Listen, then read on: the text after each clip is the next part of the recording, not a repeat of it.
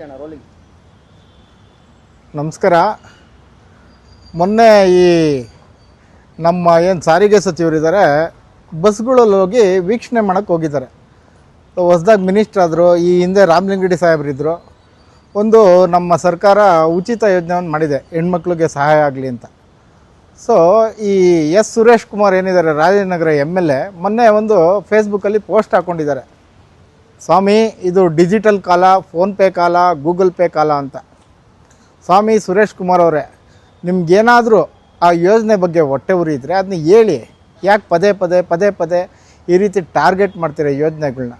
ಅಲ್ಲ ರೀ, ಒಬ್ಬ ಮಂತ್ರಿ ಒಂದು ಬಸ್ಸಲ್ಲಿ ಮಾಸ್ಕ್ ಹಾಕ್ಕೊಂಡು ಕೂತ್ಕೊಂಡು ನಿಮ್ಗೇನು ಸಮಸ್ಯೆ? ಪರೀಕ್ಷೆನಲ್ಲೇ ಮಾಡಬೇಕಾಗಿರೋದು ಅವ್ರ ಕರ್ತವ್ಯ ಇಲ್ಲ, ಅದು ಮಾಡ್ತಾ ಇದ್ದಾರೆ. ನಿಮ್ಗೆ ಯಾಕೆ ಸಮಸ್ಯೆ? ಡಿಜಿಟಲ್ಲು ಅದು ಇದು ಅಂತೀರ. ಮೊನ್ನೆ ನರೇಂದ್ರ ಮೋದಿ ಬಂಗಾಲಲ್ಲಿ ಏನು ಮಾಡಿದ್ರಪ್ಪ? 10 ರೂಪಾಯಿ ಕೊಡಲಿಲ್ವ ಅದೇನೋ ಚುರುಮುರಿ ತಿನ್ನೋಕ್ಕೆ? ಅವಾಗ ನಿಮಗೆ ಫೇಸ್ಬುಕ್ಕಲ್ಲಿ ವರ್ಕ್ ಆಗ್ತಿರ್ಲಿಲ್ವ? ಬರೀಬೇಕಾಗಿತ್ತು ಅವತ್ತು ನೀವು. ಇದು ಡಿಜಿಟಲ್ ಯುಗ, ಮಾನ್ಯ ನರೇಂದ್ರ ಮೋದಿಯವರೇ, ಯಾಕೆ 10 ರೂಪಾಯಿ ಇದು ಕೊಡ್ತಾಯಿದ್ದೀರಾ, ಕ್ಯಾಶ್ ಕೊಡ್ತಾಯಿದ್ದೀರಾ, ಯಾಕೆ ಫೋನ್ಪೇ ಮಾಡ್ತಿಲ್ಲ ನೀವು ಅಂತ ನೀವು ಬರೀಬೇಕಾಗಿತ್ತು ಅವತ್ತು. ನೀವು ಒಂದು ಯೋಜನೆನ ವಿರೋಧಿಸೋ ಬರದಲ್ಲಿ ಸುರೇಶ್ ಅವ್ರನ್ನ ಟಾರ್ಗೆಟ್ ಮಾಡ್ತಾಯಿದ್ದೀರಾ, ಆ ಯೋಜನೆನ ಟಾರ್ಗೆಟ್ ಮಾಡ್ತಾಯಿದ್ದೀರಾ, ಆ ಇಲಾಖೆನ ಟಾರ್ಗೆಟ್ ಮಾಡ್ತಾಯಿದ್ದೀರಾ. ಆಮೇಲೆ ಇನ್ನೂ ಕೆಲವರು ಈ ಸೋಷಿಯಲ್ ಮೀಡಿಯಾಗಳಲ್ಲಿ ಬಾಯಿಗೆ ಬಂದಂಗೆ ಬೈತಾ ಇದ್ದಾರೆ. ಏನಕ್ಕಪ್ಪ ಬೈತೀರಾ?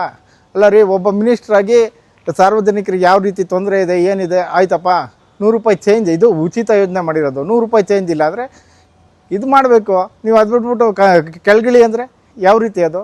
ರೀ, ಪಬ್ಲಿಕ್ ಟ್ರಾನ್ಸ್ಪೋರ್ಟ್ ಅನ್ನೋದು ಜನಗಳಿಗೆ ಉಪಯೋಗ ಆಗಲಿ ಅಂತ. ನೀವು ಈಗ 100 ರೂಪಾಯಿ ಚೇಂಜ್ ಇಲ್ಲ, ನೆಕ್ಸ್ಟ್ ಸ್ಟಾಪಲ್ಲಿ ಇನ್ನೊಬ್ಬರ ಹತ್ರ ಇಸ್ಕೊಬೋದು. ಮಾಡಲ್ವ? ಎಷ್ಟು ಜನ ಕಂಡಕ್ಟರ್ ಮಾಡಲ್ವಾ? ಅದಕ್ಕೆ ಅವರು ಕಾರ್ಯಾಚರಣೆ ಮಾಡಿದ್ದಾರೆ. ಅದನ್ನೇ ದೊಡ್ಡ ಇದು ಅಂತ ಏನು ಮೊಬೈಲ್ ಸಿಕ್ಕಿದೆ ತಡ ಎಲ್ಲವನ್ನು ವಿಡಿಯೋ ಮಾಡೋದು, ಇದು ಮಾಡೋದು, ಟ್ರೋಲ್ ಮಾಡೋದು, ವಿಡಿಯೋ ಮಾಡೋದು, ಟ್ರೋಲ್ ಮಾಡ್ಕೊಳ್ಳಿ. ಯೋಜನೆ ಅಂತೂ ನಿಲ್ಲಲ್ಲ. ಸುರೇಶ್ ಅವರೇ, ಭೈರತಿ ಸುರೇಶ್ ಅವರೇ, ದಯಮಾಡಿ ಇದಕ್ಕೆಲ್ಲ ನೀವು ಹಿಂಜರಿಬೇಡಿ. ನೀವು ಮಾಡಿ, ನಿಮ್ಮ ಜೊತೆ ನಾವು ನಿಲ್ತೀವಿ. ಸಾಕು ಗುರು.